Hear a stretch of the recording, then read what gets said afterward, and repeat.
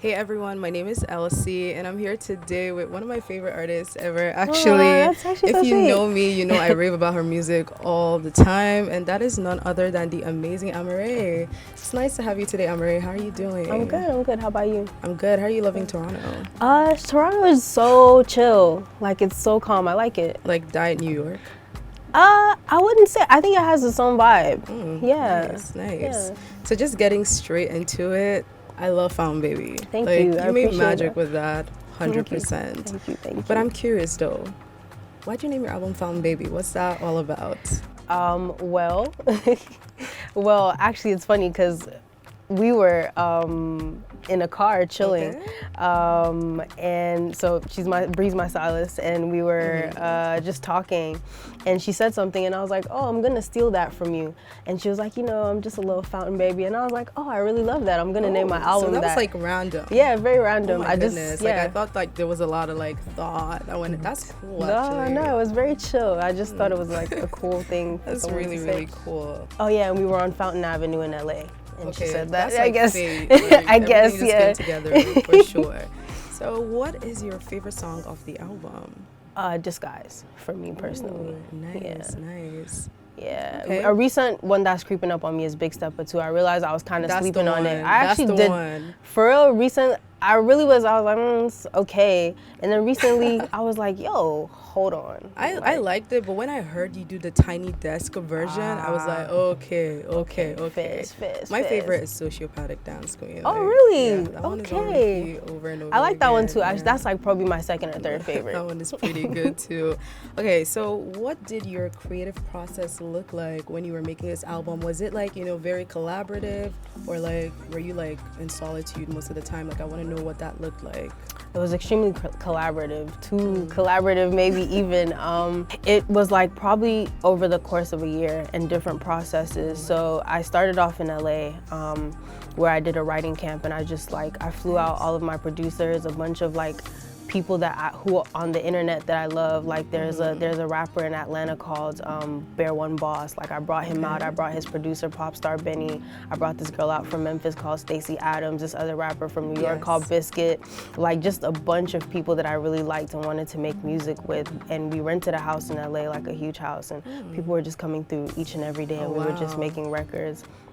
So once that was done, then I think the next camp was in Ghana, and it was just me and my exec producers, and it was like 2 weeks where we just cut all the records, kind of like filtered out what we liked, what we didn't like, and then we did another one in LA that was like a final post-production camp. So much. Bro, it was so long, oh my god. And then a final one which we mixed the album in Amsterdam with my engineers Chris and Yap. Oh wow! Yeah. So all over the world making Yeah. Fountain Baby, Yeah. and we can hear the influence actually that's like cool. all over the album. But it's interesting that you say it was like a collaborative process because you went all solo on the Yeah. album. I wanted to ask, like, was that something that you made up your mind you were gonna do before you started the album, or it just came along? You were like, okay, I might as well do this solo. The only two artists that I wanted were MIA and Young Thug. And like right when we started to talk about Young Thug, like the Yeah. YSL thing happened, Yeah. and MIA, chased MIA for months, and she was like, yeah, I'll do it, but it was too late by the time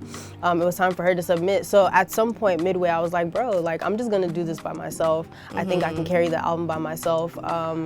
It's also did. Oh, thank you. And I think I just also wanted it to be a challenge and a testament to what I feel like is my my range and my talent. And it was really just a message to the world, I could do this shit on my own. Yeah, I can do it on my own. And any challengers, who's next, Yeah. Nice. I love The Angel You Don't Know. Like that ranks thank like you. really high. And I saw like you had so many features on that. That's why it kind of took me by surprise that Fountain Baby was kind of a solo effort. I discovered you when actually I heard, what's the song, Rapid Fire by Santi, and I was like, oh my God, that's her like voice. a long time ago. That's Yes, like I've been a day one, like, no, that's so like cool. since then. So it's really, really nice to kind of hear you speak about that. By the way, I love your singing voice. I think like that's the best thing. And when I heard you on Tiny Desk, I was like, oh my God, she actually sounds like that. Like there's that's no cool. extra, there's no extra stuff added to that. And I'm wondering, is that like a artistic choice, or is that what you feel most comfortable singing? You know, I think, I mean, my speaking voice is like a bit deep, or deeper than like my singing, voice, yeah, or like deeper than my singing voice. And I think for me, like just kind of singing in a high register, I think it helps to really like communicate like sensitivity and vulnerability. And I think that that's really something that I try to tap into in my music. But I also think like, apart from like the actual sound and texture of my voice, I think like the production of it too is something that I find really cool and interesting and entertaining, to just play around with my voice and try to make it sound as, you know, like otherworldly as possible, you know? Yeah, that's really nice, because I can think of other like artists that do that, like Mariah Carey, for example, has like a pretty deep voice, but she opens her mouth. As Beyonce too, you know, can do the same thing. So that's really interesting. One question that has been on my mind for the longest is, what genre would you categorize yourself as? Honestly, I've spoken to so many people. People say pop, people say fusion. Like, I want to know from you, what do you see yourself, the type of music you make? Really? I think like it's really hard to put it in a box, because I think it just canvases so many different genres. But I think at the core of everything, I'm an African artist. So that's what matters first. So I think that's what I care to be classified as an African artist. Everything else, I think, is just, it's too hard for me to put in a box. But most people will say like, oh, it's like alter, Afrofusion, or like Afropop. But you know, I guess.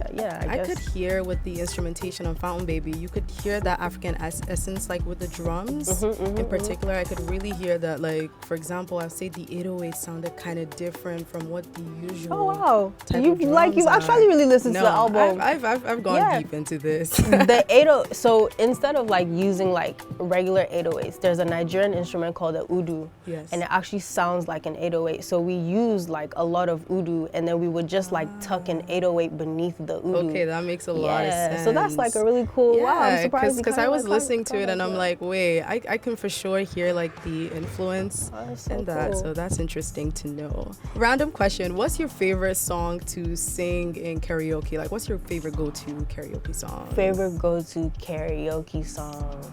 Wow, what's my favorite go-to karaoke song? Like just off rip, I have to say probably like Michael Jackson, Rock With You. Okay, that's a classic. Yeah, I feel like that's a karaoke classic. I don't think you can go wrong with that. You can't go wrong. Everyone knows Rock With You. So. Yeah, you know. Definitely. So you did say you wanted to work with MIA and Young Thug. Are there any other like dream collaborations you see yourself working with in the future? There's a rapper that I really love. His name is Westside Gunn. Huge. I love Westside. Okay. Like, that's gonna be an interesting collab. Actually, so I've actually already started making like beats and songs that I'm just gonna make an EP for him, and then like try to find him and present it to him. That's how much I love and want to like work with Westside Gunn. What's your favorite Westside Gunn project? Or Where's Hermes 8. Okay, that's a pretty good one. Wait, Pray for Paris too. Pray for Paris. He kind of lyrically, he was 327. He went in. Insane. That album is insane. Like 500 ounces. Like Westside Gunn is a crazy rapper. Like I'm waiting for people fan. to catch on. Yeah, it's kind of crazy. Like people haven't really caught on, which is shocking, because it really is quite shocking. But I think he's probably just gonna have like a slow burn type of like career, where eventually I think people are gonna catch on. I'd say his music is kind of like an acquired taste too. So if he would like, I think if he would like explore on more beats, like when he did this Travis record, I was like, bro, you should like switch up the drums and do drums that are like heavier and like, you know, punchier. Then I think it would wake people up. But his drums are like super laid back and in the tuck. Yeah, that's fire. I would kill to hear Westside Gunn featuring Amaarae. Me too. Me too. So Westside Gunn, call me, bro. I would kill to hear that for sure. Now, I loved your Sad Girls Love Money remix with Kali Uchis. How was it like working with Kali Uchis? Chill. She's very like not fussy. She was really like, all right, cool, I'll do the verse. Did the verse. Yeah, very chill. Yeah, that was really cool. Now, I've been listening to you since Passion Fruit Summers 2017, and then you did mention a few months to the album. You tweeted something. You said that once Fountain Baby came out, then we didn't even know the name of the album. But you said the evolution was going to make a lot of sense from The Angel You Don't Know all the way to Fountain Baby. And I'm wondering, how do you think you evolved from your last project to Fountain Baby? I think Fountain Baby was me putting in like the last stretch of my 10,000 hours. Like with The Angel You Don't Know, I think I was just still kind of finding my sound and experimenting a lot. But I think with The Angel You Don't Know, I understood and I knew myself more and I had better instincts when it came to music. But for instance, like the intro is rock and the outro is rock, and I just kind of tested the waters. But on Fountain Baby, you get like 2 full rock songs, you know what I mean? And like I think what I just did was I took all the concepts that I was interested in on The Angel You Don't Know and I expanded on them completely in Fountain Baby. And I think that I learned a lot about like just how to produce music too, doing the album. For sure. Do you do a lot of your production? In a A&R sense, yes. And I think like also in like a, how do I explain it? Like coming up with the ideas, like Counterfeit, for instance, is a Clips sample. And that was like, I was like, oh, I want to rap on the Clips beat. And then I kind of put the producers together and led that. To like, execute your vision. Yeah, basically. exactly. So I think like that's what I'm good at. I'm a curator and like, that's what I know how to do, is curate production. For sure. Yeah. Now, one thing I've always wanted to know, what's your favorite song on The Angel You Don't Know? Feel Away. Oh, okay, that's a good one. I would say mine is Trust Fund Baby. That's my or maybe second. Celine. Yeah. You know, people really like Celine, but I don't really I like love Celine. Celine. I don't take it seriously as a song because I was so drunk when I recorded that song. Oh, I was wow. wasted. That's Okay, towards the end of the song, you can kind of get that Bro, vibe. I think that's even how I was able to hit those notes because like I was just so drunk. And like I remember the producer who made it told me, he was like, yo, you know, I played this beat for you 3 months ago and you rejected it. So like, how come you like it now? And I was like, you know, That was an instant favorite for me. Like, that's very interesting to hear Celine you was say the that. most unserious song. Like I was literally just drunk and I was just like, wow, Celine. And I was like, oh, let's record that. And then the song happened. But yeah. That's actually amazing. That means like the talent is just natural. I You know, mean, if and you could do Jesus, that it's when God, you're drunk. it's God. That's amazing. That's amazing. So what would you say, like, who would you say are your biggest musical influences, like your music generally? Who would you say inspired you? Michael, of course, Jackson, Janet Jackson too. I think especially like when it comes to, I think she's one of the greatest like fusionists. Her, Jimmy Jam, Terry Lewis. I think also visually as well, she's a big inspiration. Fleetwood Mac, but especially Stevie Nicks. Stevie Nicks is an incredible writer, incredible vocalist. Anthony Kiedis from the Red Hot Chili Peppers, also like as a vocalist, one of my favorites. Billie Holiday, also when it comes to like vocal tone. Gucci Mane is a huge one. Gucci, I think, is like such a witty and funny songwriter and rapper.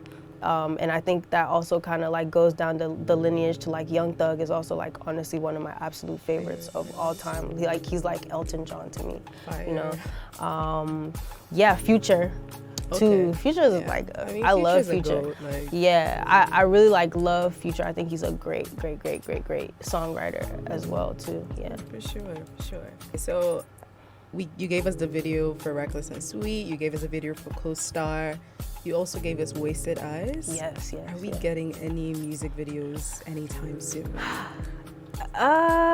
You know, music videos are like an interesting thing because I think you have to like truly be passionate about making music videos because they just cost so much money. And it's just like, bro.